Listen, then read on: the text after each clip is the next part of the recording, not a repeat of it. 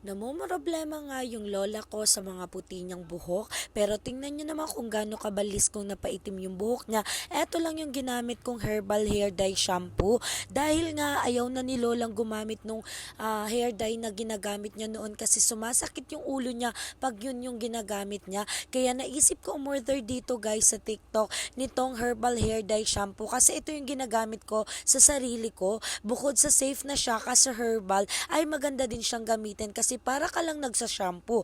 Napakadali nitong gamitin kasi kahit si Lola pwedeng-pwede na siyang mag-apply sa sarili niya. Tinuruan ko lamang siya para at least naman alam niya yung gagawin. 500 ml na nga pala ito guys, 229 pesos ko lamang nabili. O di ba sobrang mura.